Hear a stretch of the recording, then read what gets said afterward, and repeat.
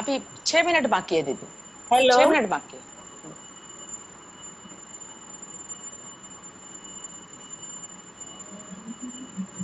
हाँ वो मेरा भी म्यूट कर दिया शायद अभी। नहीं तो मेरा तो नहीं हो रहा। नहीं मत कीजिए, हम अभी उसको पूछ रहे हैं देव सर को। नहीं नहीं आपको नहीं करना है, वो सेट किया हुआ रिकॉर्डिंग है।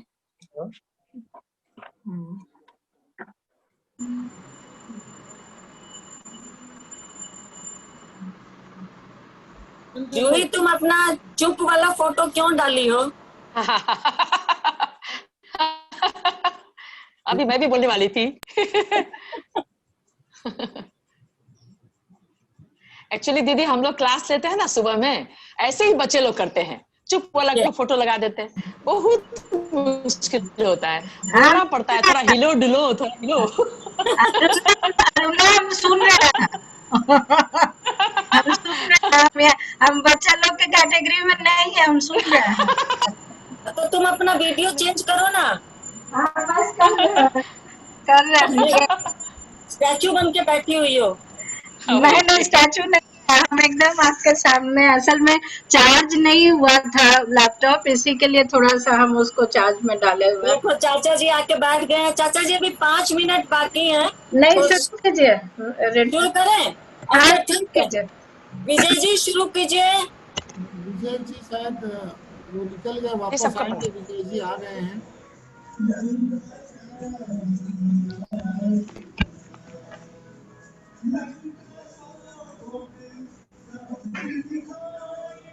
विजय शुरू कीजिए।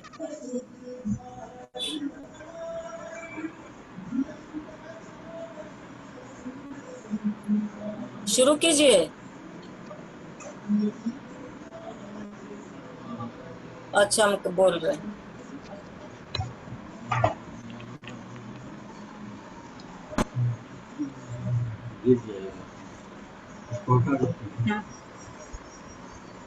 पानी रखें।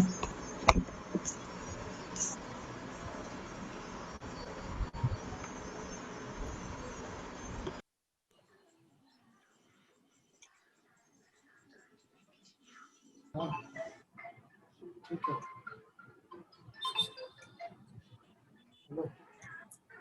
हेलो। ओ विजय की आवाज बोल रहे नहीं, आप उधर से म्यूट अनम्यूट नहीं किए।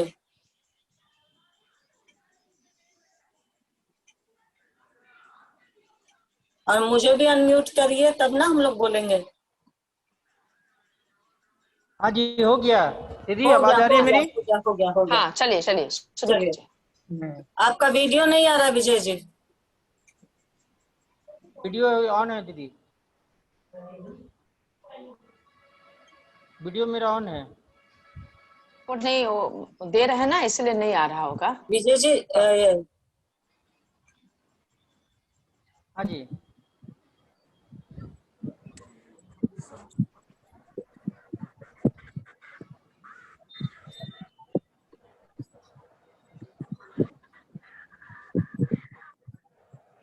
आई वीडियो मेरी? हेलो। हाँ अभी आ गया, अभी आ गया। हाँ आप सभी का हिंदी पखवाड़ा जो चल रहा है, इस कार्यक्रम में संस्कार भारती द्वारा आयोजित इस कार्यक्रम में आप सभी का स्वागत है। और संस्कार भारती का एक परंपरा रही है कि अपने कार्यक्रम का शुभारंभ करने के पहले हम सभी ध्येय गीत से शुभारंभ करते हैं। तो मैं तकनीकी विशेषज्ञ श्री देवव्रत जी से आग्रह करूंगा कि ध्येय गीत का शुभारंभ करें, और आप सभी बंधुओं से आग्रह है कि अपने स्थान पर खड़े हो जाएंगे।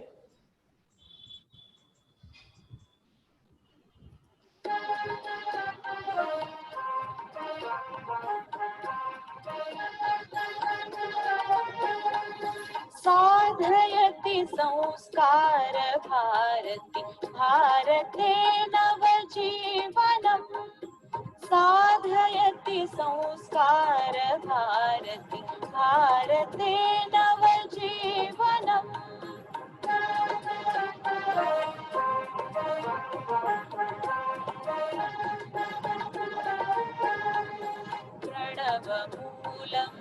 प्रगतिशीलं प्रखर राष्ट्रविवर्धकम् शिवं सत्यं सुन्दरम् अभिनवं संस्करणोद्यमम् साधयति संस्कार भारती भारते नवजीवनम्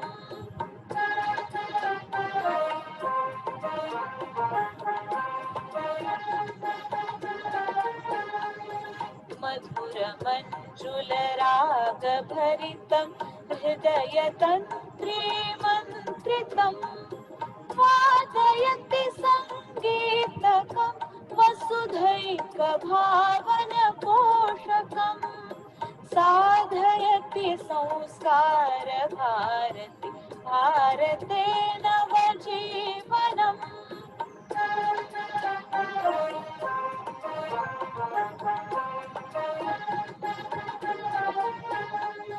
ललित रसमय लास्य लीला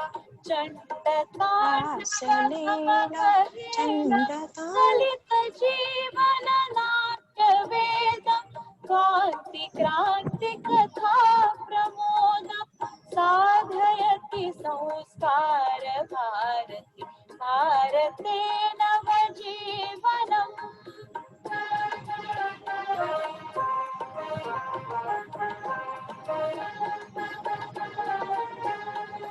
चतुष्षष्टि कलान्वितं परमेष्ठिना परिवर्तितं विश्वचक्र भ्रमण रूपं शाश्वतं श्रुति सम्मतं साधयति संस्कार भारती भारते नवजीवनम्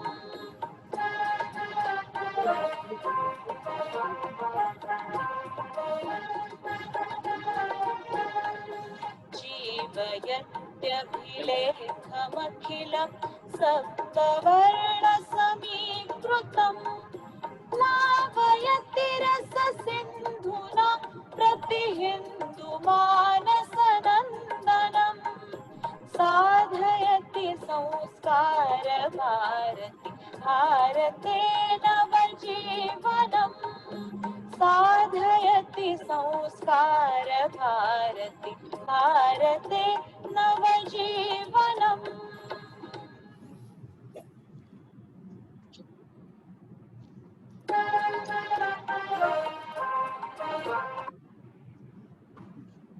नमस्कार। धन्यवाद देवव्रत जी। चलिए देवव्रत जी, अब मैं कार्यक्रम को आगे बढ़ाते हुए हमारी मंत्री संगठन डॉक्टर रागिनी भूषण जी से आग्रह करूंगा कि इस अवसर पर स्वागत एवं आज की अतिथि डॉक्टर योगेंद्रनाथ शर्मा जी का परिचय करवाएं।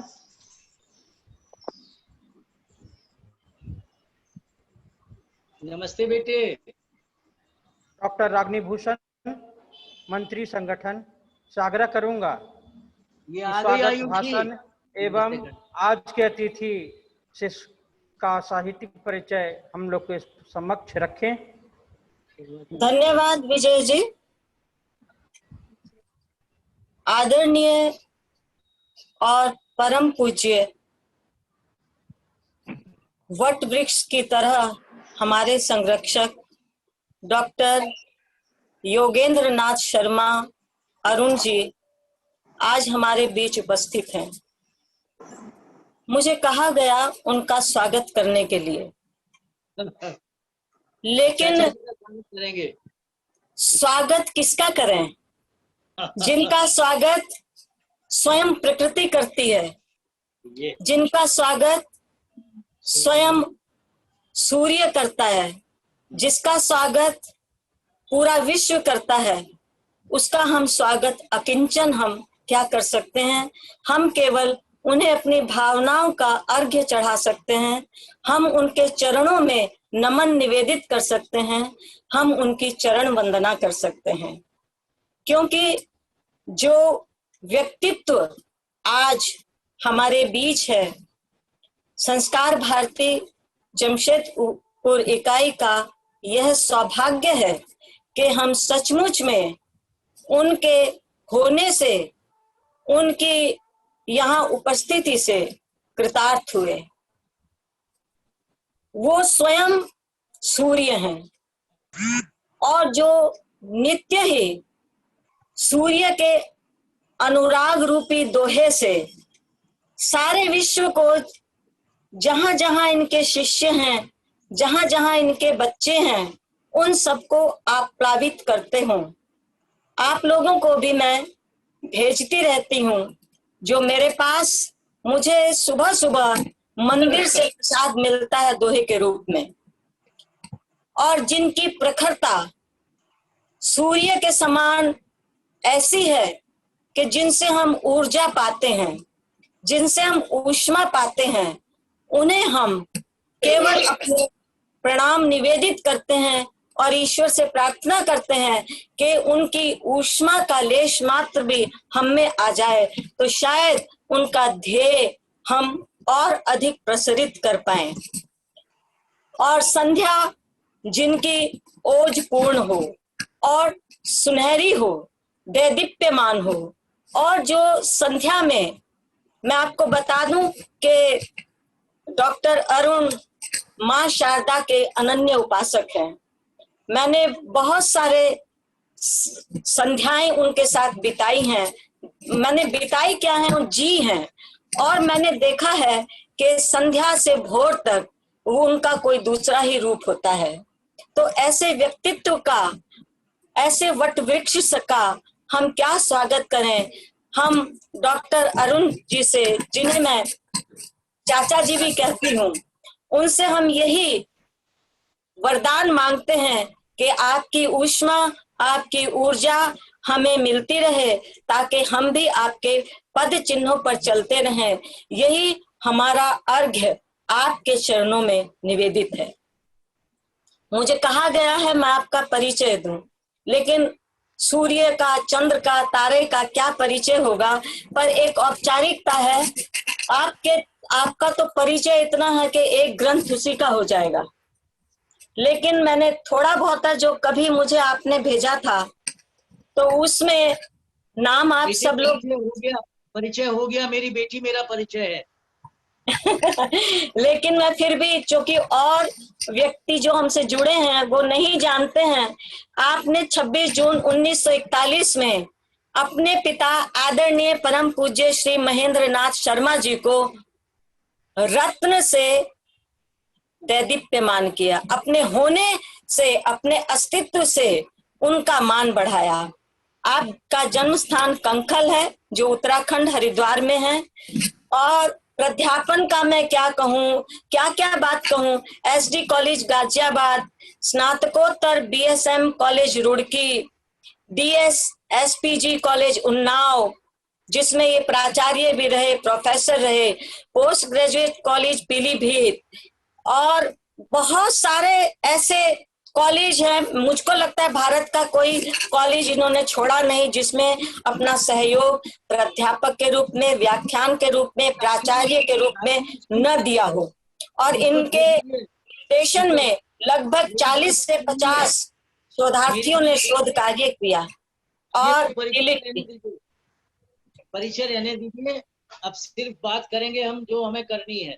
तो ठीक है, तो आपके अनुमति से मैं विजय जी से कहती हूँ कि आदर पूर्वक आप आमंत्रित करें हमारे मुख्य अतिथि महोदय को, जो सचमुच में हमारे पूज्य हैं, और हम लोग आपको सुनकर आज कृतार्थ होंगे।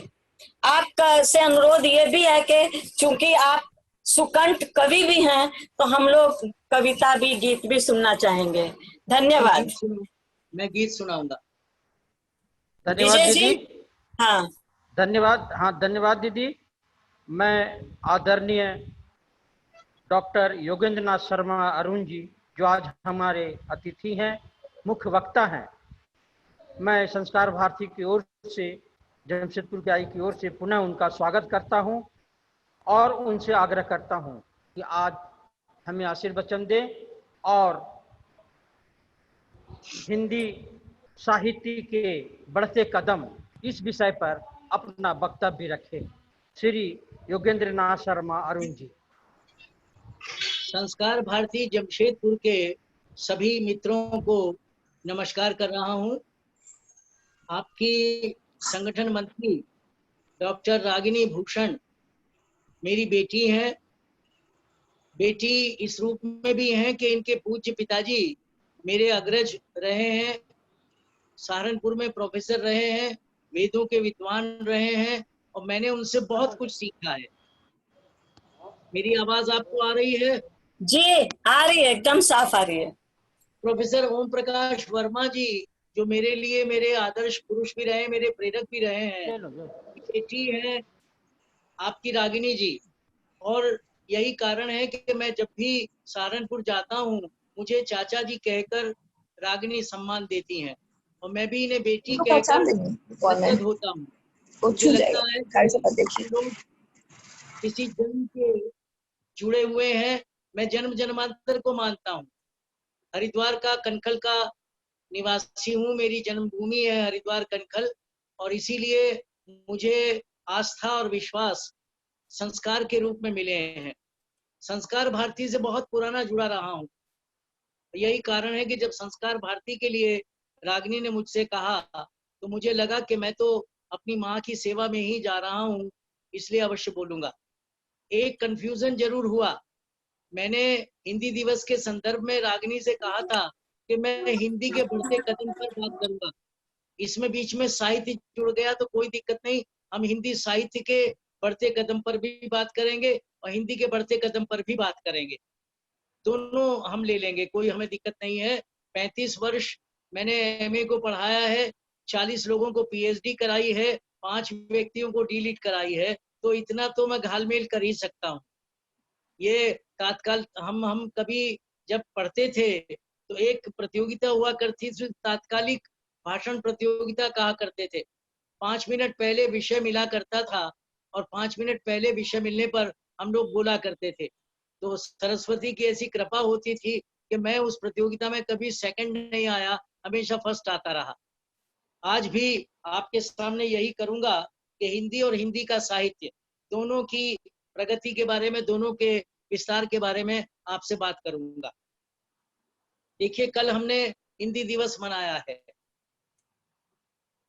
कर्नाटक के पूर्व मुख्यमंत्री रहे हैं, उन श्रीमान ने बड़ी आपत्ति की है कि हिंदी दिवस बिल्कुल नहीं मनाया जाना चाहिए, इससे और भाषाओं का अपमान हो रहा है।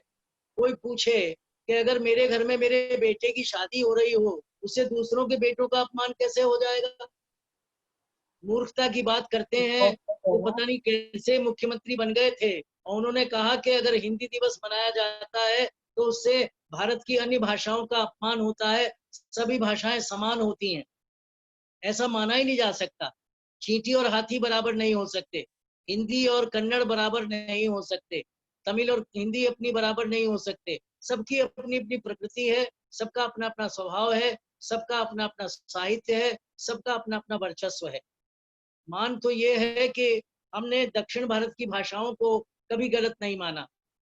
हमारे यहाँ तो एक इतनी बड़ी परंपरा जगत गुरु शंकराचार्य की रही, जिन्होंने 4 पीठों की स्थापना की और दक्षिण से रामेश्वरम से नंबूदरी को लाकर उन्होंने मेरे उत्तराखंड में बद्री केदार बद्रीनाथ में पुजारी बना दिया।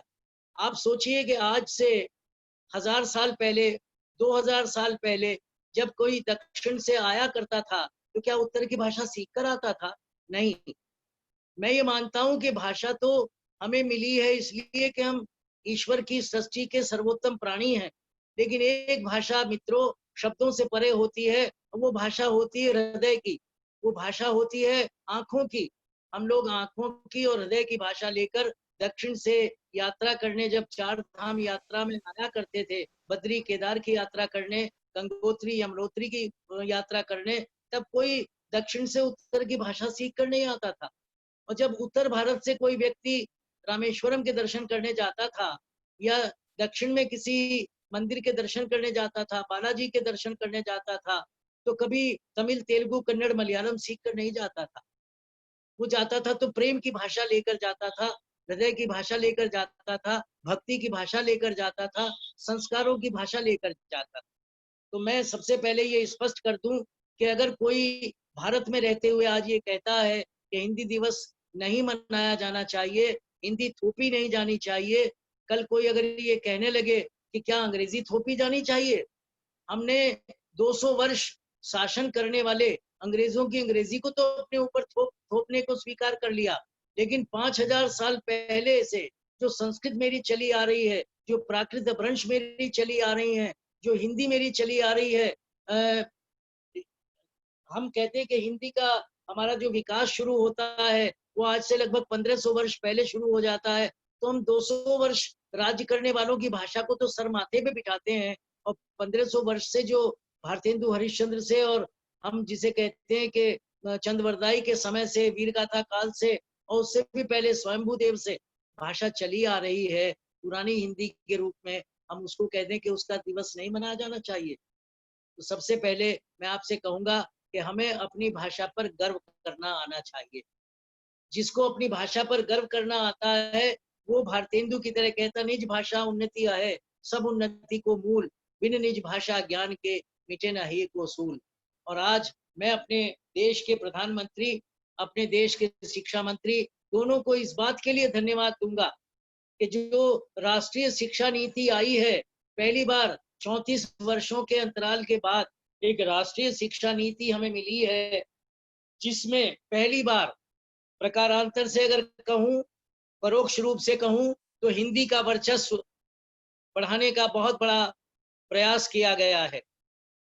हमारी इस नई शिक्षा नीति में कहा गया है कि हमारी प्राथमिक शिक्षा, बच्चे को जो शिक्षा हम देंगे वो हमारी शिक्षा मातृभाषा, क्षेत्रीय भाषा और हमारी उस भाषा में होगी जिस भाषा को माता पिता परिवार में बोलते हैं।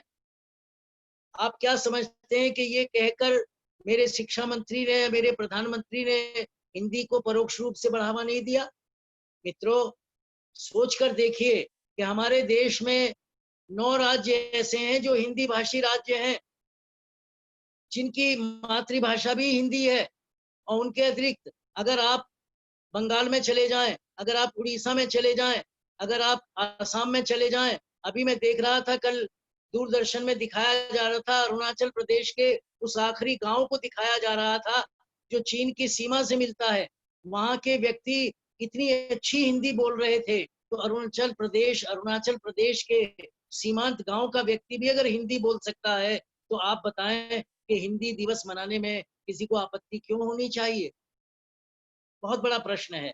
तो हमने क्या किया कि 70 वर्षों का जो शासन हमारा था, मित्रों, 70 वर्ष के उस शासन में हम लोगों ने ऐसे व्यक्तियों को अपने ऊपर शासन करते देखा जिनकी रग रग में अंग्रेजी थी, जिनकी रग रग में अंग्रेजियत थी, संस्कार उनमें थे ही नहीं, वे विजातीय संस्कारों को लेकर बैठते थे।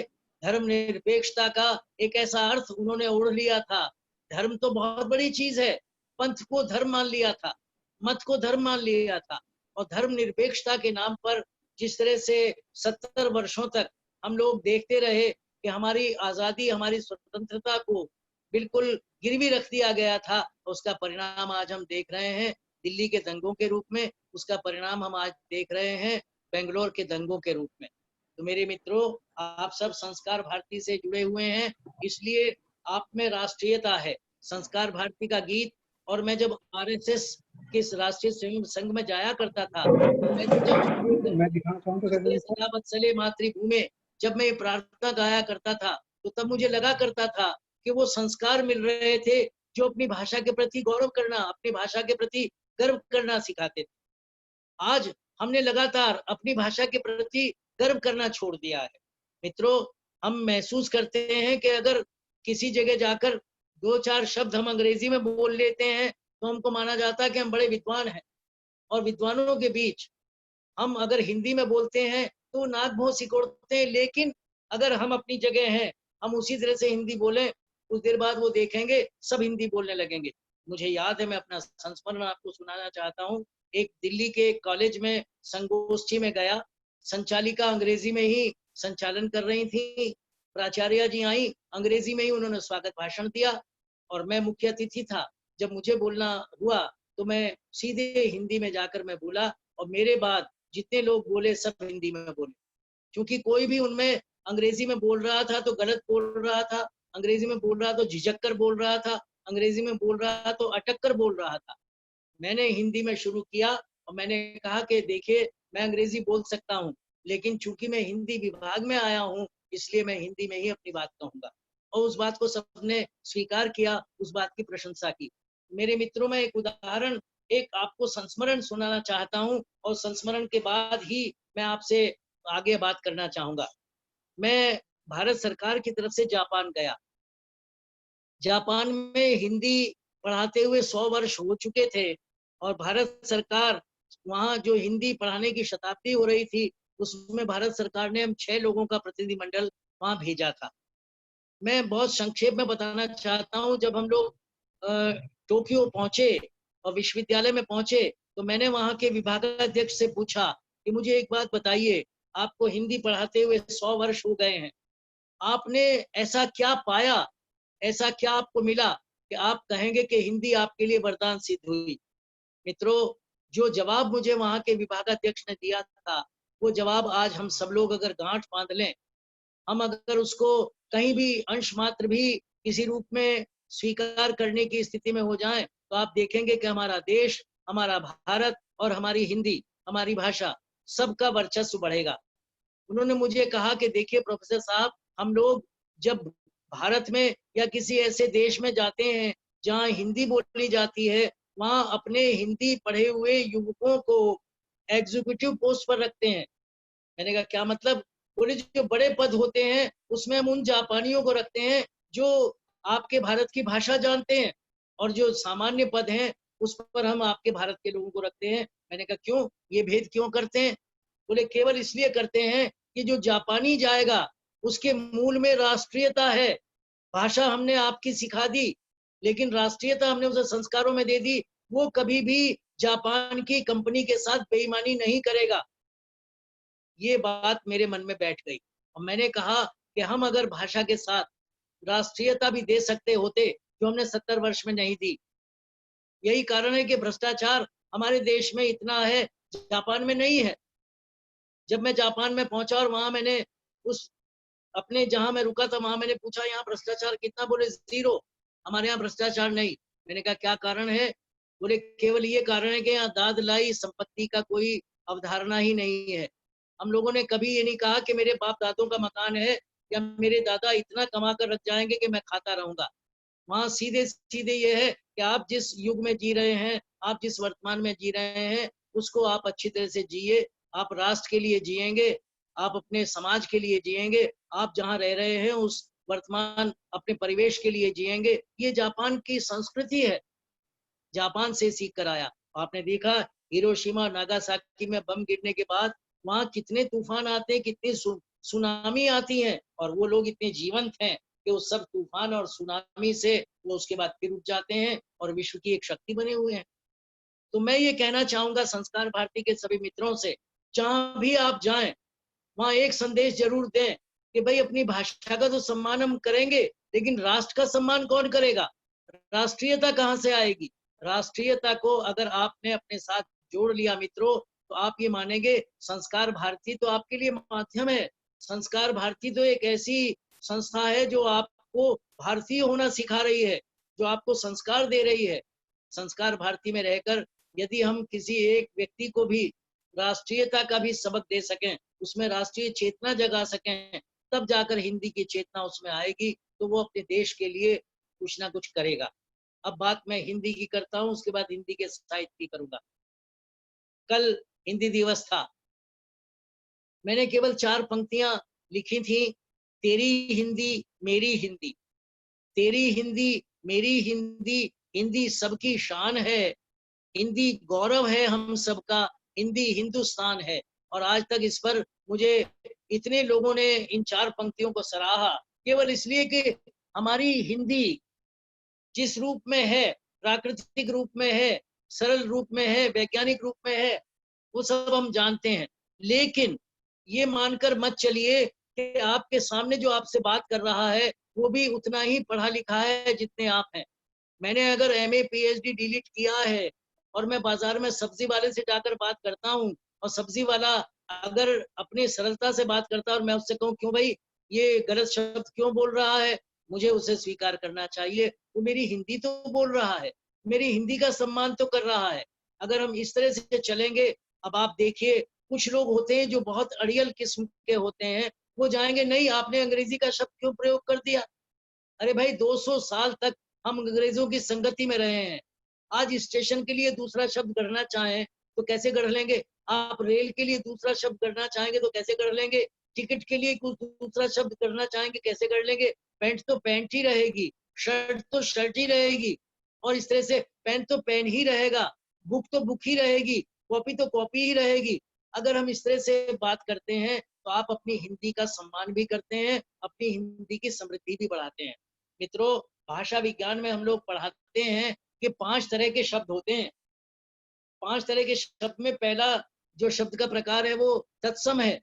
तत्सम शब्द वो होते हैं जो हमने अपनी संस्कृत से लिए हैं, संस्कृत से लिए तत्सम है चूंकि तुम है, उसके आधार पर हम बनाते हैं। तो तत्सम के बाद हम तद्भव शब्द बना लेते हैं, तद्भव हो जाते हैं।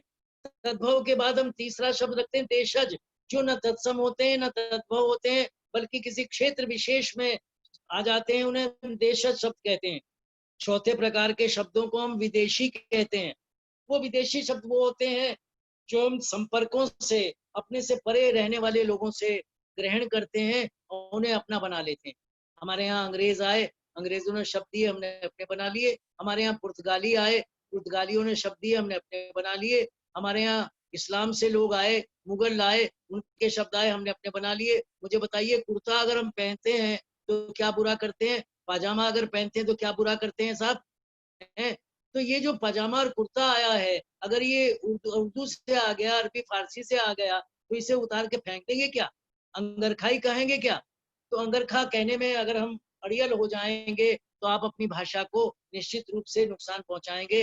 भाषा वो है जो आपसे, जो आप कहना चाहते हैं वो आप कह दें, दूसरा उसको ग्रहण कर ले। इसलिए भाषा में अड़ियलपन बिल्कुल मत लाइए। हाँ, यदि मैं एमए के विद्यार्थियों के सामने बोलने जा रहा हूँ, यदि मैं पीएचडी के विद्यार्थियों के सामने बोलने जा रहा हूँ, अगर मैं किसी ऐसी संस्था में जा रहा हूँ जहाँ हिंदी संस्कृत के विद्वान हैं, वहां अगर मैं अपनी भाषा को लचीला करता हूँ तो मेरा दोष हो जाएगा। वहां मुझे उनके स्तर पर बोलना पड़ेगा, बोलना चाहिए। लेकिन सामान्य रूप से भाषा में हमें अड़ियल नहीं होना है, तभी जाकर अपनी भाषा को आप प्रचार दिला सकते हैं, उसका आप उसको बड़ा कर सकते हैं। आज बहुत बड़ी बात हुई, 70 वर्षों में मित्रों आपने सुना कि जब भी हमारे देश का कोई प्रधानमंत्री विदेश में जाता था, चाहे रूस जाता हो, चाहे जर्मनी जाता हो, चाहे जापान जाता हो, चाहे अमेरिका जाता हो, हर जगह अंग्रेजी में बोलता था। अंग्रेजी में बोलने वाले हमारे प्रधानमंत्री का या हमारे विदेश मंत्री का सबका अनुवाद किया जाता था रशियन में, चाइनीज में, जर्मनी में, अंग्रेजी में, वहां अनुवाद तब भी होता था। लेकिन आज 6 वर्षों के अंतराल में, या तो मेरे अटल बिहारी वाजपेयी जी जब संयुक्त राष्ट्र में गए थे हिंदी में बोले थे, या फिर मेरे नरेंद्र मोदी वर्तमान प्रधानमंत्री अमेरिका में जाएं तो, किसी और जगह जाएं तो हिंदी में बोलते हैं, और हिंदी में बोलने के बाद अनुवाद हो जाता है। अनुवाद तब भी होता था, अनुवाद आज भी होता है, लेकिन मेरे प्रधानमंत्री की राष्ट्रीयता ये कहती है कि मेरी भारत की भाषा हिंदी है, मैं हिंदी के स्थान से आया हूँ, भारत से आया हूँ, तो अपनी भाषा में बोलूंगा। जर्मन वाला अगर अपनी भाषा में बोलता है, अगर जापान वाला अपनी भाषा में बोलता है, रूस वाला अपनी भाषा में बोलता है, तो भारत का प्रधानमंत्री क्यों उस भाषा में बोले जिसने 200 वर्ष तक उस पर राज किया था? उसे हिंदी में बोलना चाहिए। मेरी स्वर्गीय सुषमा स्वराज जब संयुक्त राष्ट्र में भी हिंदी में जाकर बोलती हैं और वर्चस्व के साथ बोलती हैं, तो हिंदी का गौरव बढ़ता है, भारत का गौरव बढ़ता है। तो मित्रों, हम अपनी हिंदी को इस रूप में देख रहे हैं कि हिंदी की आज राष्ट्रीय और अंतर्राष्ट्रीय स्तर पर स्वीकृति हो रही है। आपको शायद जानकर आश्चर्य हो कि 150 से अधिक देशों में, विदेशों में हिंदी पढ़ाई जा रही है। भारत में एक संस्था है, भारतीय सांस्कृतिक संबंध परिषद, नई दिल्ली में है, ICCR, Indian council of cultural relations. वो विदेशों में हमारे भारत की संस्कृति को पहुंचाने का कार्य करती है।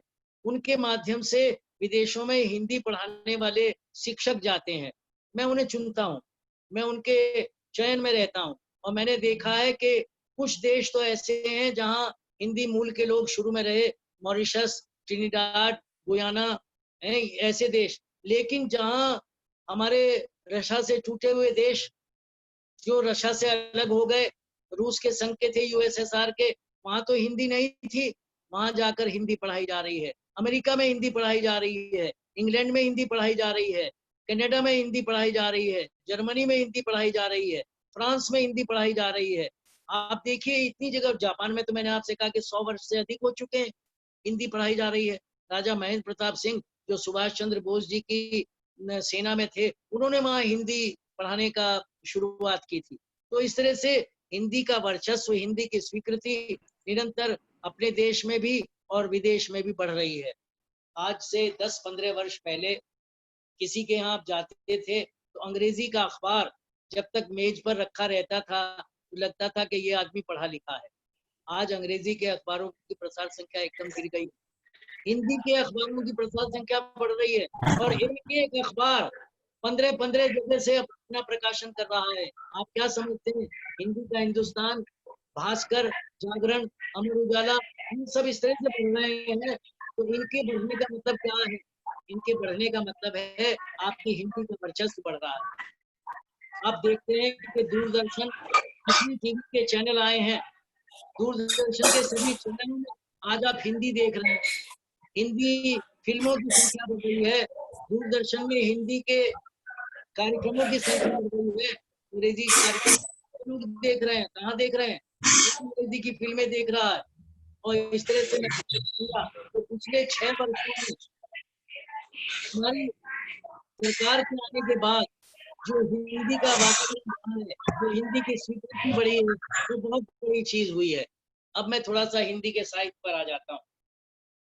हिंदी के साहित्य में एक बात तो मैं आप सबसे निश्चित रूप से साझी करूंगा कि ये आज भले ही आपके सामने आप मुझे वेबिनार में सुन रहे हैं, लेकिन मैं जितना सेमिनार में अपने आप को अच्छा महसूस करता था, वेबिनार में उतना महसूस नहीं करता। मैं बोल जरूर रहा हूँ, लेकिन आप में से किसी की आंखों में आंखें डालकर देख नहीं पा रहा हूँ, किसी का भी सिर अपने सम्मान में हिलते नहीं देख पा रहा हूँ, किसी को भी देख नहीं पा रहा हूँ कि वो एक टक मेरी तरफ देख रहा हो और वो मेरी बातों से तल्लीन होकर मेरे व्याख्यान को सुन रहा हो। ठीक है, विज्ञान ने हमें एक तंत्र दे दिया है, लेकिन मेरे मित्रों 10वीं क्लास में जब पढ़ रहा था तब एक वाक्य पढ़ा था, science is a good master but a bad good servant but a bad master. विज्ञान एक बहुत अच्छा सेवक तो है, लेकिन बहुत बुरा स्वामी है। जिस दिन ये सिर पे चढ़ जाता है उस दिन समझ लीजिए आपको पूरी तरह से नष्ट कर देता है। आज साहित्य के संदर्भ में यही आया है, जो संचार के माध्यम आए हैं, इन्होंने पूरे साहित्य को कहीं ना कहीं नष्ट करने का एक बहुत बड़ी शुरुआत कर दी है। आप देख रहे हैं आज फेसबुक पर अपनी कविता कोई लिख देगा और उस पर देखेगा कितने लाइक्स आए हैं, कितने लोगों ने इस पर कमेंट किया है, छपने का तो नाम ही नहीं है। अभी पिछले दिनों नंदन पत्रिका बंद हो गई। मेरे समय तो धर्मयुग और हिंदुस्तान ऐसे आते थे कि हम प्रति सप्ताह उनके लिए लालायित रहते थे। सारिका आती थी, हमारे यहाँ दिनमान आता था। पत्रिकाएं धीरे धीरे बंद होती जा रही हैं। आखिर क्यों? पढ़ने वाले नहीं रहे। क्यों नहीं रहे? कि सब दूरदर्शन देख रहे हैं, घर घर में सिनेमा आ गया है। मित्रों, आज आपसे अपने बचपन की बात बता देता हूँ। अगर चोरी चोरी फिल्म देख आते थे तो पिटाई होती थी, और आज मैं अपने पोते से कहता हूँ आजा देखो पिक्चर आ गई है, चले आओ देख लो तुम्हारी पिक्चर आ रही है, तो मेरी तो पिटाई हुई है पिक्चर देखने पर। और मैं अपने पोते को कहता हूँ आओ जाओ पिक्चर देख लो, क्योंकि हर एक घर में सिनेमा आ गया है, हर एक के हाथ में मोबाइल आ गया है। इस मोबाइल ने आपकी याददाश्त को खा लिया है। आपको एक भी टेलीफोन नंबर याद नहीं है क्योंकि वो रिडायल कर देता है। आपको किसी का भी नंबर याद नहीं है क्योंकि आप एकदम सेव करते हैं, उसका नाम निकालते हैं और फटाक से उसको टेलीफोन पर बात कर लेते हैं। तो कुछ चीजें इसने आपको सुविधाजनक दी हैं, लेकिन कुछ जगह ये आपको पंगु बनाता जा रहा है। आपकी याददाश्त को इसने खा लिया। तो सबसे बड़ा मित्रों, आप हंसेंगे, आपको झूठ बोलना सिखा दिया। मैं बहुत बड़ी एक बात बता रहा हूँ। दो मित्र मेरे यहीं मेरे शहर में एक दूसरे के पीछे, एक आगे एक पीछे कार में जा रहे थे। तो पिछले वाले ने अगले वाले से पूछा, भाई कहाँ हो तुम? उसने कहा मैं दिल्ली में हूँ। बोले यार मैं भी तेरे पीछे ही हूँ। वो थे दोनों रुड़की में ही। तो अगले वाले ने कहा, अबे मैंने तुझे देख लिया था, पीछे तू मेरे है, इसीलिए मैंने तुझे दिल्ली बताया था। अब देखिए दोनों झूठ बोल रहे हैं, लेकिन दोनों अपनी बात को सिद्ध कर रहे हैं कि नहीं, झूठ हम बिल्कुल नहीं बोल रहे हैं। तो आप मुझे बताइए, ऐसे वातावरण में साहित्य कहाँ से आएगा? साहित्य तो मन की चीज थी ना। एक 2.5 इंच की थैली जो आपको ईश्वर ने दी थी, साहित्य तो उस 2.5 इंच की थैली से निकला करता था। आपने वाल्मीकि को सुना है ना? मेरी रागिनी आपसे बताएंगी कि क्रौंच और क्रौंची में से एक को जब मार दिया था बहेलिये ने, और क्रौंची रो रही थी, चीख रही थी, वाल्मीकि के हृदय से कविता निकल गई थी, अनुष्टुप छंद निकला था। तो कविता तो करुणा से निकलती है, और करुणा तो हमारी मर गई, संवेदनाएं तो हमारी मरती जा रही हैं। आप तो प्रत्यक्ष देखते होंगे आजकल कि कोई एक्सीडेंट हुआ है, लहूलुहान एक व्यक्ति सड़क पर पड़ा है, कोई ये नहीं सोच रहा कि इसको अस्पताल ले जाएं, सब अपने अपने मोबाइल से उसके फोटो तो खींच रहे हैं, उसको तड़पते तो देख रहे हैं, लेकिन संवेदना किसी की भी नहीं है।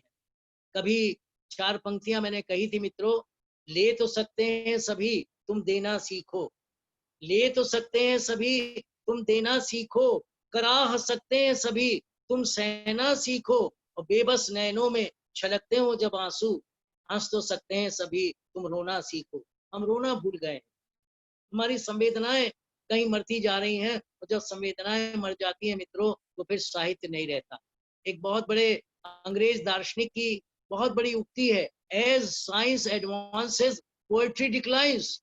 जितना जितना विज्ञान बढ़ता है, उतनी उतनी कविता मरती चली जाती है। ये तो कुछ लोग हैं जिन्होंने कविता को भी जिंदा रख रखा है, तो बहुत बड़ी बात कर रहे हैं, वो साहित्य की बहुत बड़ी सेवा कर रहे हैं। अक्षर साधना व्यक्ति को अक्षर बना देती है, लेकिन क्या करें, हमने अक्षर की जगह अर्थ की साधना करनी शुरू कर दी है। आप तो संस्कार भारती से जुड़े हुए हैं ना। आज किसी के यहाँ कार आ जाए तो बधाइयां दी जाती हैं, और संस्कार खत्म हो जाए किसी को चिंता नहीं है। किसी का लड़का गाली देना सीख जाए, लोग शिकायत भी करने नहीं जाते, हमें क्या यार, करने दो, इसी का ही तो है, हमारा थोड़ी है। और कार आ जाए तो वो व्यक्ति भी जाएगा जिसकी उससे दुश्मनी है, अरे भाई बहुत बहुत बधाई हो, कार आ गई तुम्हारे घर में। तो कार की ललक हमें हो गई, संस्कारों के मिटने की हमें चिंता नहीं रही। आप बताइए ऐसे में साहित्य कहाँ से आएगा? लेकिन फिर भी लिखा जा रहा है, फिर भी लिखा जा रहा है मित्रों। मैं रोज प्रातःकाल माँ सरस्वती को याद करता हूँ और एक दोहा लिखता हूँ। वो दोहा लिखकर आप आश्चर्य करेंगे कि मेरी एक ऐसी परिचित प्राचार्य दिल्ली में है, पिछले दिनों मुझसे कहा कि साहब इन दोहों को तो छपा लीजिए। मैंने उनसे कहा कि मैंने तो कभी इनको सुरक्षित नहीं रखा, सुबह बनाता था और भेज देता था। तब उसने कहा कुछ लोगों के पास जरूर होगा। मैंने अपने मोबाइल पर ही एक संदेश भेजा कि मेरे ये दोहे किसी के पास हो तो मुझे दें। 5-6 लोगों ने मुझे तुरंत संदेश दे दिया, हमारे पास हैं, हमारे पास हैं। और मेरी एक पुरानी छात्रा दिल्ली में बैठी थी, उसने मुझे 2016, 2017, 2018, 2019 और 20 तक के सब दोहे सुरक्षित भेज दिए। और मेरी बेटी रागिनी मेरे दोहे को सुबह संस्कृत बना देती है, संस्कृत में अनुवाद करती है, और छंद के रूप में ही करती है, दोहे के रूप में ही करती है। एक और मेरे मित्र हैं, मैं उन्हें दोहा लिखता हूँ, वो मेरे दोहे की अंतिम पंक्ति को लेते हैं और 8 पंक्तियां मुझे रोज लिखकर भेज देते हैं। अब उन्होंने मुझे पिछले महीने कहा कि भाई साहब ये लगभग 350 आपके दोहे हो गए और 350 मेरी 8 पंक्तियां हो गई, इनको हम छपाएं। मैंने कहा बिल्कुल छपाइए, एक तरफ मेरे 2 दोहे रखिए, एक तरफ अपनी 2-2 8 पंक्तियां रखिए, और इस तरह छपाइए। तो आप देखेंगे कि अगर सरस्वती की कृपा होती है तो निश्चित रूप से साहित्य का सृजन होता है। साहित्य मस्तिष्क से नहीं बनता मित्रों, दिमाग से विज्ञान के प्रयोग तो हो सकते हैं, होते हैं, जहाज बना सकते हैं आप दिमाग से, आप और चीजें कर सकते हैं, लेकिन साहित्य का सृजन भावना से होता है, हृदय से होता है। और जितने जो अपनी भावनाओं को सुरक्षित रख रहा है, रख पा रहा है, वो कहीं ना कहीं आज भी हमारे तो माँ, चाची, ताई, जब कभी शादियां या कुछ होता था, माता भी पूजने जाते थे तो गाती हुई जाती थी, सबके चेहरों पर घूंघट होता था, आगे आगे पुरुष चलते थे और पीछे हमारी माँ, हमारी ताई, हमारी चाची, हमारी और बहन वो सब अपने माता के गीत चली जाती थी। कहाँ चला गया ये सब? कहाँ गया ये? कहाँ लोकगीत चले गए? कहाँ लोक कथाएं चली गई? आज भी जब कोई व्रत होता है तो उसकी कथा सुनने पड़ोस से आ जाती है, ये तुझे याद है ये कथा इसकी? हाँ मुझे याद है, मुझे भी सुना दे। और वो कथा सुनाते थे। हमने अपने त्योहारों में, अपने पर्वों में कहीं ना कहीं अपने लोक गीतों को, लोक जीवन को बांध लिया था। आज हमने लोक जीवन को बुलाना शुरू कर दिया। हम तो महानगर की संस्कृति में चले गए मित्रों। महानगर की संस्कृति ने क्या किया? बड़ी बड़ी एक बिल्डिंग में रह रहे हैं, 5 मंजिला, 6 मंजिला, 8 मंजिला, 10 मंजिला, हमें उठाकर ले जाती है हमारी लिफ्ट और हम अपने वहां चले जाते हैं। हमें पता नहीं हमारे नीचे कौन रह रहा। अगर आते जाते कहीं पता भी लग गया तो ये बंसल साहब हैं, ये जौहरी साहब हैं, बस। आगे ये भी पता नहीं बंसल साहब कहाँ के हैं, जौहरी साहब कहाँ के हैं। तो ये जो अजनबीपन आया है मित्रों, इसने साहित्य को लगभग निगल लिया है। आप अपनी भावनाओं को बचाइए, आप अपने संवेदनाओं को बचाइए अगर आपको साहित्य में आना। जहां तक हिंदी साहित्य की बात है, आज महाकाव्य विरल हो गए हैं, कहीं नहीं दिखते। तुलसी आपको कहीं नहीं मिलेंगे, सूर आपको कहीं नहीं मिलेंगे। हाँ, आपको कहानियों में मिल जाएंगे, लघु कथाओं में। आदमी भी छोटा होता जा रहा है, लघु कथाएं लिखने लगा है। आपको निबंध में मिल जाएंगे, निबंध में भी तात्कालिक लिखने वाले मिल जाएंगे।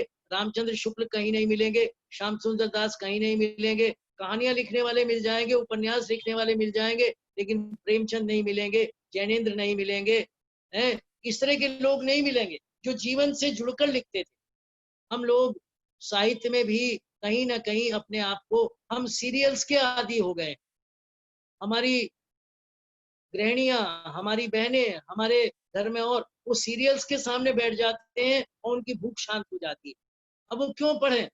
अखबार भी इसलिए पढ़ लेते हैं कि चलिए सुबह सुबह थोड़ा सा हो जाएगा कि आसपास में क्या हुआ है। वरना हमने अपने पढ़ने को, लिखने को, दोनों को ही कहीं ना कहीं शून्य की तरफ हम बढ़ रहे हैं। इसलिए साहित्य की हम कमी पा रहे हैं। आप में से कितने ऐसे होंगे जो लोग अपनी कमाई में से हर महीने अपनी कमाई का 10% या 5% पुस्तक पर खर्चते हो? पत्रिकाएं तो अब खत्म होती जा रही हैं, कैसे खर्चें? हम ले ही नहीं सकते। पढ़ने की आदत हमारी रही नहीं, पढ़ने का समय नहीं रहा हमारे पास। और जब पढ़ने का समय नहीं रहा तो हम लिखा हुआ कहाँ से लाएंगे? तो मित्रों, आज अगर हम हिंदी साहित्य की स्थिति पर विचार करें तो हमें देखना होगा कि धीरे धीरे अगर कहीं समय बदला और हमने अपने आप को दिल से जोड़ने की कोशिश की, अपने को भावनाओं से जोड़ने की कोशिश की, हम अगर साहित्य की तरफ गए। एक समय आया था, आज हम छंदों में लिखा करते थे। छंद में लिखने का मतलब था साधना। अब हम साधना भूल गए, साधनों की तरफ भाग रहे हैं। साधन चाहिए, साधना नहीं चाहिए। और जिस दिन हम आ का डंडा छोड़ देते हैं मित्रों, तो आप लोगों ने सुना होगा एक पक्षी होता है, उसका नाम है हारिल। हारिल हारिल क्या रखता है? अपने पंजे में एक छोटा सा तिनका पकड़े रहता है। क्यों?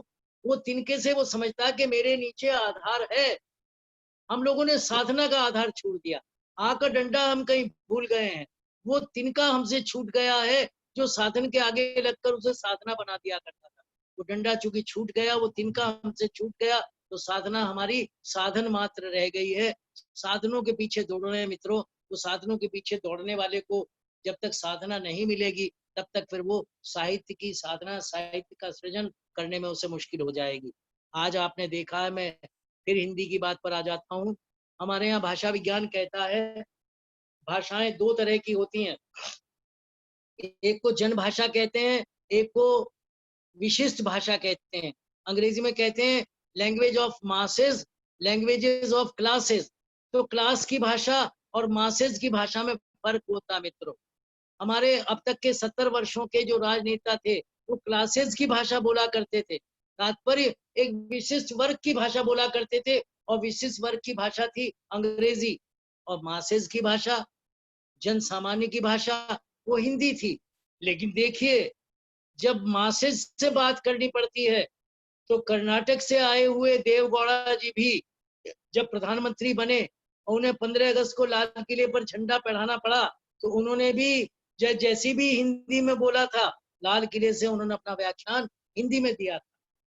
ये था हिंदी का वर्चस्व, ये था हिंदी का ये होना कि वो जन समूह की भाषा थी, वो भारत की भाषा थी। इसलिए भारत को संबोधित करने वाले देवगौड़ा जी ने भी कर्नाटक के होते हुए भी, कन्नड़ भाषी होते हुए भी हिंदी में अपना व्याख्यान दिया था।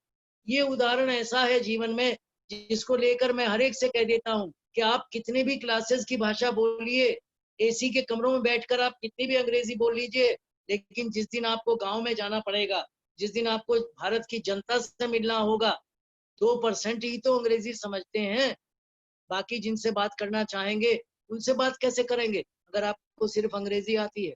यही कारण है कि आज भी जिस तरह से मेरे प्रधानमंत्री श्री नरेंद्र मोदी जब बात करते हैं तो जो जनता से जुड़ाव होता है, जो लोगों से जुड़ाव होता है, वो पिछले किसी प्रधानमंत्री का नहीं होता था। अटल बिहारी जब बोलते थे और उनके बोलने में जब एक गैप आ जाता था, चाहे वो 10 सेकंड का होता था, 20 सेकंड का होता था, व्यक्ति मंत्रमुग्ध सा उनकी तरफ देखता रहता था। उसके बाद वो उंगली घुमाते थे और उसके बाद अपनी बात करते थे और लोग कहते थे कि ये अटल जी बोल रहे हैं। तो अटल जी का बोलना, नरेंद्र जी का बोलना, आज मेरे शिक्षा मंत्री रमेश पोखरियाल निशंक का हिंदी में बोलना, आज मेरे अधिकांश राजनेताओं, आज राजनाथ जी ने लोकसभा में हिंदी में अपना व्याख्यान दिया और मैं तो उस दिन गदगद हो गया था जब लद्दाख से चुने हुए मेरे युवा संसद सदस्य ने लोकसभा में हिंदी में धारा प्रवाह बोला था और लोगों को चुप कर दिया था, लोग उसके सामने बोल नहीं पाए। तो मित्रों, आप जब दिल की भाषा से बोलेंगे तो दिल पर असर डालेगी और दिमाग की भाषा से बोलेंगे तो दिमाग पर असर डालेगी।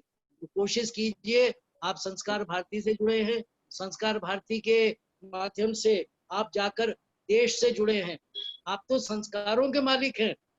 कार आपके पास आ जाए कोई दिक्कत नहीं, बहुतों के पास आती है। हम लक्ष्मी के भी पुजारी हैं, सरस्वती के भी पुजारी हैं, लेकिन सरस्वती हमारी माँ है।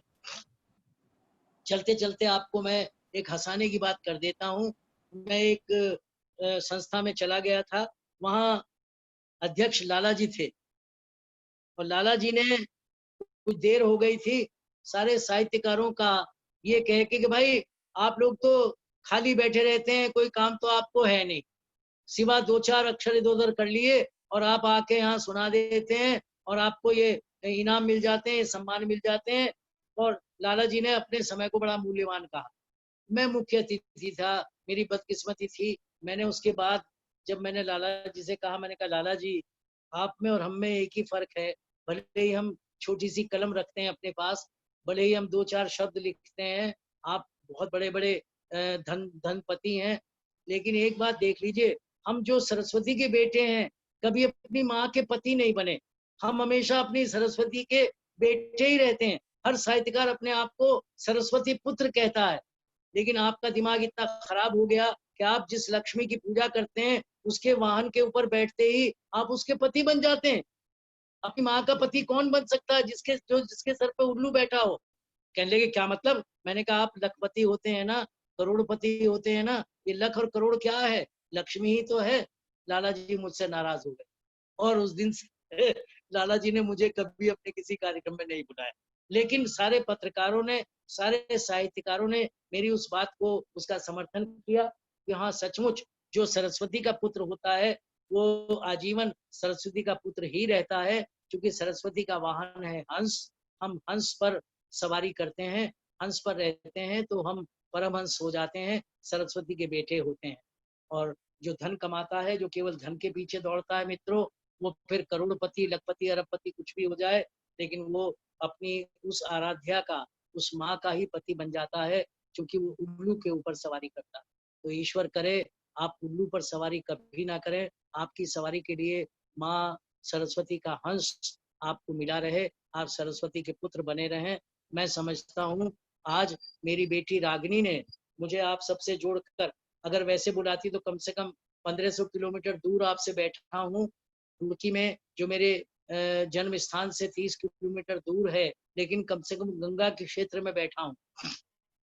जमशेदपुर आता तो औद्योगिक नगर में आ जाता, लेकिन वहां आकर जो मुझे आपसे मिलने का सुख होता, वो सुख से मैं कहीं वंचित हूँ। आप लोगों को कुछ को मैंने देखा है, कुछ मेरी शक्ल देख रहे हैं, कुछ मेरी आवाज सुन रहे हैं, कुछ मेरी बातों से सहमत होंगे, हो सकता है कुछ लोग मेरी बात से असहमत भी हूँ, उन्हें मेरी बात अच्छी ना लगे।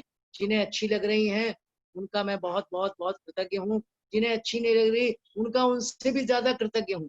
चूंकि निंदक नियरे राखिए आंगन कुटी छवाए, बिन साबुन पानी बिना निर्मल करे सुखाए। मुझे वो लोग बहुत अच्छे लगते हैं जो मुंह पर कह देते हैं कि गुरुजी ये बात तो आपकी ठीक नहीं है, फिर मैं उन्हें समझाता हूँ।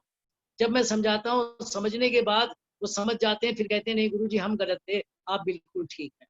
ये अच्छा लगता है। तो कोई अगर आपकी आलोचना भी करे, कोई आपकी बुराई भी करे, तो मेरे मित्रों कभी उससे चिढ़िए मत, कभी उसको ये मत कहिए कि तुम गलत हो, तुम बुरे हो। आप अपनी बात उसको समझाइए, समझ जाएगा तो आपका हो जाएगा, नहीं तो आपका तो वो है ही नहीं।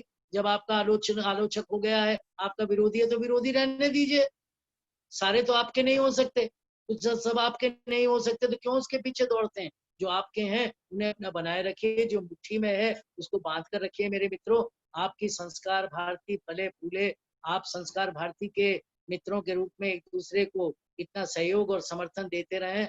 ये आपकी संस्कार भारती आपके संस्कारों को, आपकी राष्ट्रीयता को, आपके इसको सबको बल दे। इन शुभकामनाओं के साथ मैं आप सबके प्रति अपना आभार व्यक्त करता हूँ। विशेष रूप से अपनी बेटी रागिनी भूषण को ये कहना चाहूंगा, उसने आज मुझे जमशेदपुर के मेरे मित्रों से मिलवा दिया है और चाचा जी के रूप में मुझे रोज प्रणाम करके जो वो अमृत देती है, वो आज जमशेदपुर के सभी मित्रों से उसने मुझे दिला दिया है।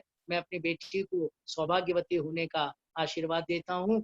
जो लोग मुझसे छोटे हैं उन सबको आशीर्वाद, जो मेरे बराबर हैं उन सबको शुभकामनाएं, और जो मुझसे बहुत बड़े हैं उन सबको नमन करते हुए मैं आप सबसे विदा लेता हूँ। बहुत बहुत धन्यवाद।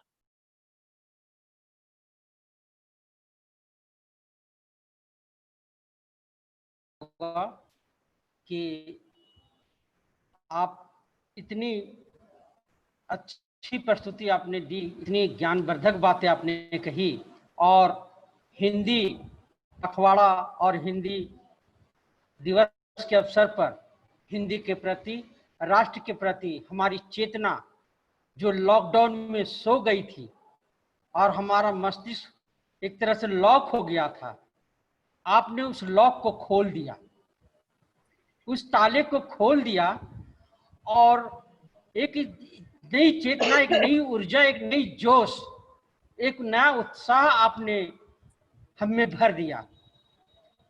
आपसे एक बार और आग्रह करूंगा कि अपनी गीत हमें सुनाएं।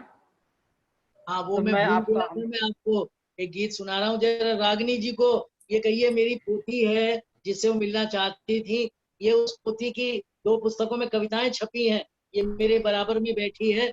वाह, आयुषी आयुषी आयुषी आयुषी 2 पुस्तकें आई हैं, इन 2 पुस्तकों में 5-5 कविताएं इसकी छपी हैं। ये वाह, बहुत बहुत बहुत बधाई, बहुत बहुत बधाई, बहुत बधाई। रागिनी में वो जिंदगी का गीत सुनाता हूँ। जी जी जी जी, बहुत बहुत स्वागत है। नहीं, लेटेस्ट तो अब एकदम उसकी वो बनानी पड़ती है। अभी लेटेस्ट तो आज मैंने लिखा था, कबीर कौन हो सकता है, तो गीत आज ही दिया था। लेकिन मैं ये मानता हूँ कि जो लोग ये कहते हैं कि जिंदगी का अंतिम सत्य मृत्यु है, मैं नहीं मानता। मृत्यु तो फुल स्टॉप है। मृत्यु आएगी तो उसके बाद तो मुझे पता ही नहीं मैं कहाँ हूँगा, कहाँ नहीं हूँगा। मैं तो जिंदगी को सत्य मानता हूँ। जब तक जी रहा हूँ, इस एक एक क्षण को जीना चाहता हूँ। मेरा एक एक क्षण कहीं सरस्वती की साधना में लगा रहे, कहीं लोगों के हित में लगा रहे, वही जीवन सार्थक है। मित्रों, 1995 में मैंने मृत्यु को साकार देखा था। मृत्यु मेरे सामने थी, लेकिन मैं उसके चंगुल से बचकर आ गया था। हार्ट अटैक हुआ था। तभी एक गीत लिखा गया था, और वो गीत अटल बिहारी वाजपेयी जी की एक कविता से प्रेरित था। मैं एमए की कक्षा पढ़ा रहा था और अटल जी की कविता सामने आ गई थी कि आदमी मौत को जानता है, मानता नहीं। आदमी मौत को जानता है मानता नहीं, उसके बाद आदमी ईश्वर को मानता है जानता नहीं। जिस दिन आदमी मौत को मान लेगा उस दिन आदमी ईश्वर को जान लेगा। ये कविता अटल जी की थी और ये कविता में पढ़ा रहा था और बड़ा भावुक हो रहा था। उसी समय पता नहीं पसीने आए और मैं पढ़ाते पढ़ाते गिर गया था और मुझे फिर हार्ट अटैक हुआ। उस रात जो गीत लिखा गया था वो गीत मैं आपको सुना रहा हूँ। मौत ने मुझसे कहा मैं तुमको लेने आ रही हूँ, जिंदगी बोली डरो मत, मैं अभी मुस्कुरा रही हूँ।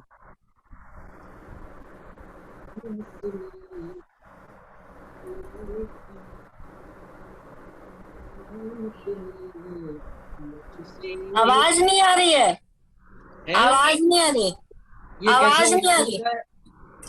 हाँ आनी चाहिए। हाँ अभी गई है। अब आई?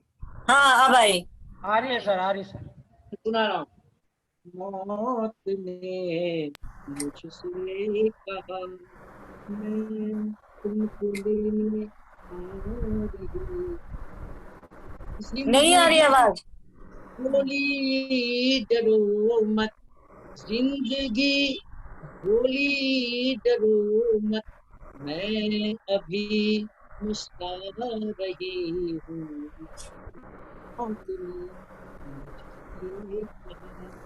अरे नहीं, मौत ने मुझसे कहा, ये वाला नहीं आ रहा, जो थोड़ा ऊपर गा रहे हैं ना वो आ रहा है। नहीं तो मेरा तो ये ठीक हो रहा, अनम्यूट नहीं हुआ हुआ है। आप थोड़ा देखिए सा। आपने। हाँ अभी चाचा जी थोड़ा पास आके गाइए। चलिए। मौत ने मुझसे कहा मैं तुमको लेने आ रही हूँ, जिंदगी बोली डरो मत, जिंदगी बोली डरो मत, मैं अभी मुस्कुरा रही हूँ। मौत ने मुझसे कहा मैं तुमको लेने आ रही हूँ, जिंदगी बोली डरो मत, मैं अभी मुस्कुरा रही हूँ। से कहा, पहला छंद देखिए। जब भी कभी हम कर्म क्षेत्र में चलते हैं तो दो ही चीजें आती हैं, मैं लिए हिम्मत हृदय में, लक्ष्य पथ पर बढ़ चला, मैं लिए हिम्मत हृदय में, लक्ष्य पथ पर बढ़ चला, कर्म का हथियार लेकर मुश्किलों से लड़ चला। तब क्या होता है? तब हार ने मुझसे कहा, तब हार ने मुझसे कहा, अश्रु मैं बनकर आ रही हूँ, जीत यूं बोली डरो मत, जीत यूं बोली डरो मत, मुस्कान लेकर आ रही हूँ। मौत ने मुझसे कहा मैं तुमको लेने आ रही हूँ, जिंदगी बोली डरो मत, मैं अभी मुस्कुरा रही हूँ। मौत ने मुझसे कहा। दो शब्द देख लीजिए, दो प्रतीक हैं और दोनों प्रतीकों में आज का वातावरण आपको मिल जाए तो मुझे अच्छा लगेगा। इंसानियत आंसू बहाती, हैवानियत खुशियां मनाए, इंसानियत आंसू बहाती, हैवानियत खुशियां मनाए, आदमी को आदमी से आदमी ही अब लड़ाए, इंसानियत आंसू बहाती हैवानियत खुशियां मनाए। आदमी को आदमी से आदमी ही अब लड़ाए। तो यहाँ क्या होता है, तब काली माँ ने भी कहा, तो काली माँ ही तो आ सकती है। तब काली माँ ने भी कहा, अंधियार बनकर आ रही हूँ। पूर्णिमा बोली डरो मत, पूर्णिमा बोली डरो मत, चांदनी मैं ला रही हूँ। मौत ने मुझसे कहा, मैं तुमको लेने आ रही हूँ। जिंदगी बोली डरो मत, मैं अभी मुस्का रही हूँ। मौत ने मुझसे कहा। अंतिम छंद है। अंतिम छंद में आपको आपकी संस्कृति, आपका पूरा दर्शन वो देता हूँ, और आज के आपके परिवेश को इन 4 पंक्तियों में कहीं दे रहा हूँ। मूल्य जाने खो गए कब, आदमी नंगा हुआ है। मूल्य जाने खो गए कब, आदमी नंगा हुआ है। धन बटोरा बेतहाशा, मन से भिख मंगा हुआ है। धन बटोरा बेतहाशा, मन से भिख मंगा हुआ है। तो आखिरी पंक्तियों में आपका दर्शन, आपकी संस्कृति। तब देह ने मुझसे कहा, तब देह ने मुझसे कहा, मिट्टी मैं बनने जा रही हूँ। आत्मा बोली डरो मत, आत्मा बोली डरो मत, अमृत बनाने आ रही हूँ। मौत ने मुझसे कहा, मैं तुमको लेने आ रही हूँ। जिंदगी बोली डरो मत, मैं अभी मुस्का रही हूँ। मौत ने मुझसे कहा। और आखिर में चलते चलते आपको एक मुक्तक दे रहा हूँ, 4 पंक्तियां जो मेरी जिंदगी का अपना भी दर्शन है। कुछ देकर ही कुछ मिलता है, कुछ देकर ही कुछ मिलता है, दुख सहकर ही सुख मिलता है अटल नियम इस सृष्टि का। बीज गलकर ही पुष्प खिलता है, बीज गलकर ही पुष्प खिलता है। तो अगर हम गलेंगे तभी जाकर कहीं खुशबू हम में आएगी।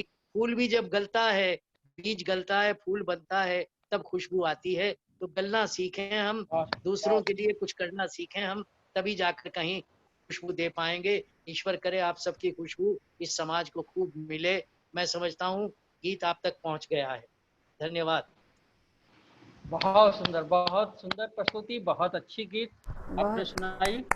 और मैं सचमुच आपका आभारी हूँ। और इतने 6 महीने में जो मस्तिष्क में एक ताला लग गया था, सचमुच आज खुल गया। और पूरे लॉकडाउन में मैंने कई वेबिनार इस तरह से अटेंड किया, सुना कई वक्ताओं को, लेकिन सचमुच मैं दिल से बोल रहा हूं कि आज जो आपने वेबिनार के रूप में प्रस्तुत किया, मैं ऐसा पिछले 6 महीने में और इसके पहले कभी नहीं सुना। मैं गदगद हूं। और ऐसा नहीं लग रहा था सर, ऐसा नहीं लग रहा था कि हम दूर हैं, लग रहा था कि आप इसी तरह घंटों और बोले और हम आपकी वाणी, आपके विचार से हम लोग मैंने वादा किया था जमशेदपुर आऊंगा। रागिनी मुझे बुलाना चाहती थी, मैंने कहा बेटी मैं आऊंगा, जरूर आऊंगा। संक्षेप में ही आपने इतना कुछ दे दिया सर कि मैं उसको शब्दों में व्याख्या नहीं कर सकता। अब मैं भगवान से यही प्रार्थना करूंगा कि लॉकडाउन जल्दी खत्म हो जाए और आप जमशेदपुर में साक्षात रूप से हमारे संस्कार भारती में आए और हम सबको आप आपका वाणी की आपके विचारों से हम लोग लाभान्वित हों। मैं भगवान से यही प्रार्थना करूंगा। अब मैं अपनी अध्यक्षा डॉक्टर जूही समर्पिता जी से आग्रह करूंगा कि आज इस अवसर पर आभार प्रकट करें और अपना विचार रखें। डॉक्टर जूही समर्पिता जी। धन्यवाद विजय भूषण जी। और सबसे पहले मैं प्रणाम करती हूँ आदरणीय डॉक्टर योगेंद्र शर्मा अरुण जी को।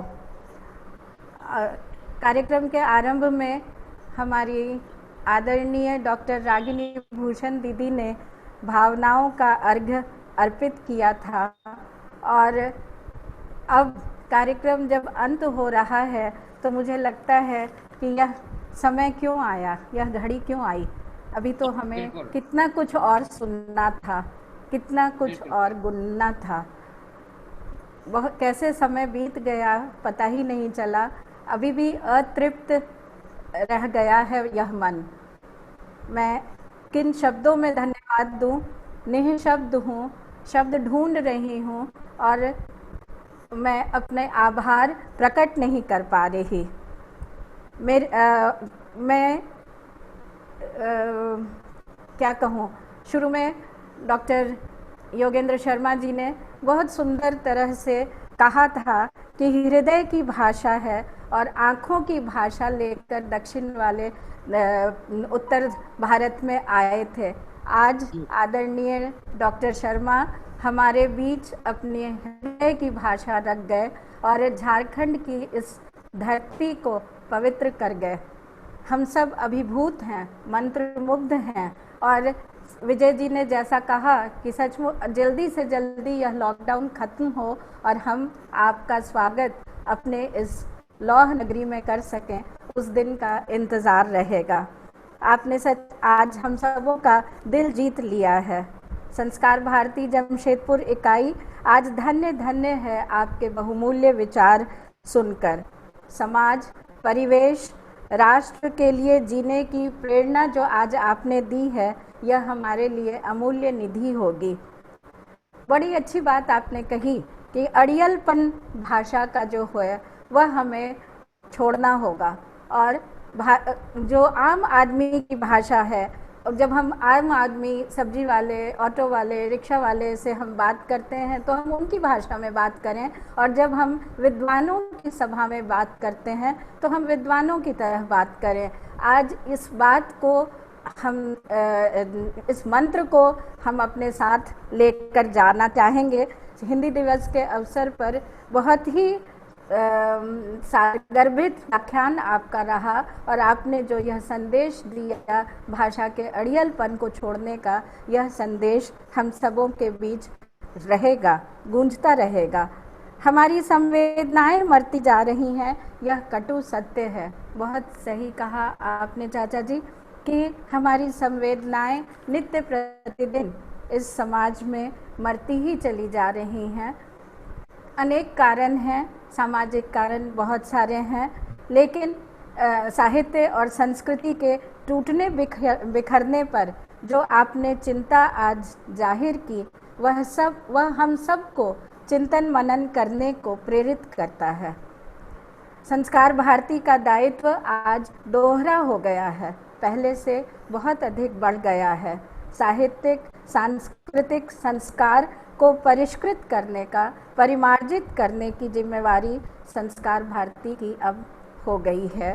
पहले भी थी, लेकिन आज आपने जो कहा कि कार से अधिक संस्कार की ओर ध्यान देना होगा, यह बात हमें अब याद रखनी चाहिए कि कार नहीं, संस्कार आज के युग में, आज के समय में ज़्यादा ज़रूरी हैं और उन्हें बचाना हमारा ही कर्तव्य है, संस्कृति कर्मियों का, साहित्यकारों का, रचनाकारों का और हम सभी प्रबुद्ध वर्ग का।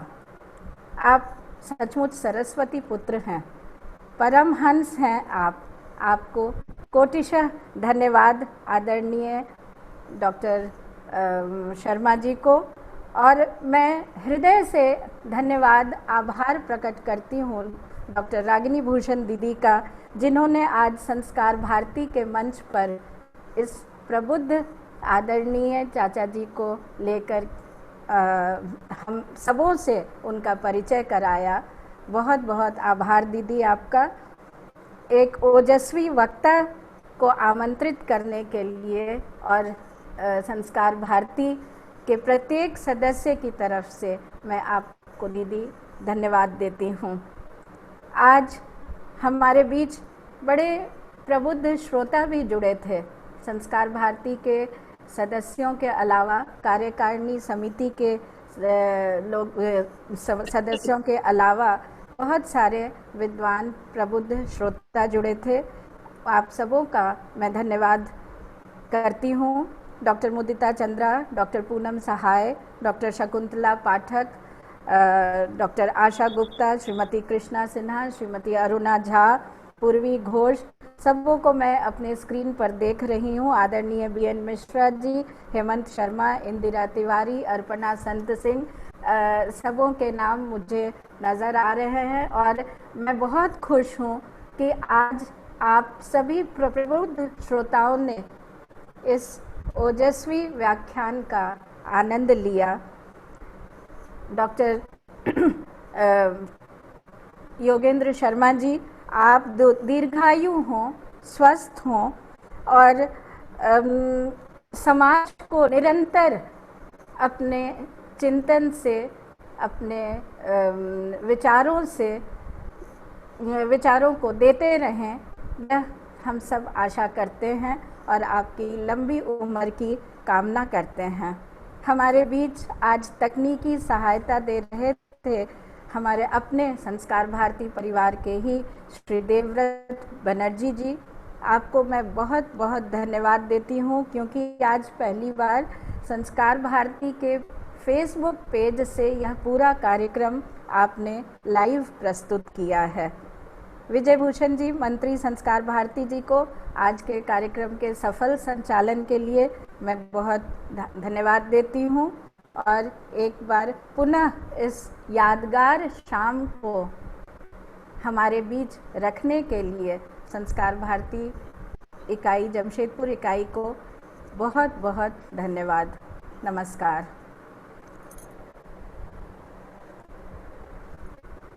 धन्यवाद अध्यक्ष महोदया। मैं सभी सदस्यों की ओर से आपका आभार प्रकट करना चाहूँगा कि आपकी अनुमति, आपका सहयोग हमें बराबर मिलता है। इसी की वजह से हम लोग इस तरह के कार्यक्रम निरंतर करते जा रहे हैं और बिना सहयोग का किसी कार्यक्रम नहीं होता है, बिना आदेश का। आप अध्यक्ष हैं, आप इस तरह का हमें हमेशा बढ़ावा देती हैं। मैं मंत्री होकर भी कुछ नहीं कर सकता, लेकिन आपका सहयोग, आपका आदेश, आपका जो समर्पण है हमेशा हमको मिलता रहता है। इसीलिए इस तरह के कार्यक्रम निरंतर गतिशील है और आगे भी गतिशील रहेगा।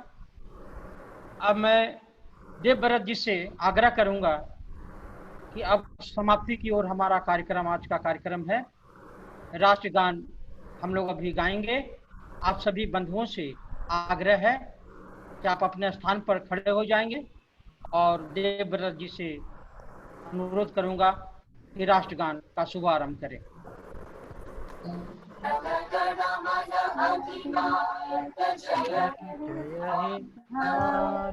भाग्य विधाता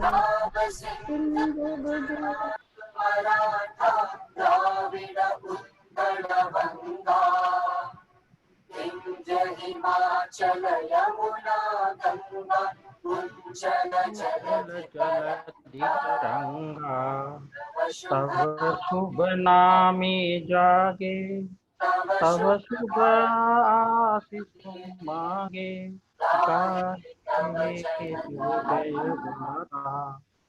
जन मंगलदायक जय हे भारत भाग्य विधाता, जय हे जय हे जय जय जय।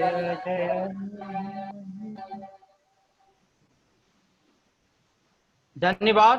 भारत माता की, जय। भारत माता की जय। वंदे मातरम।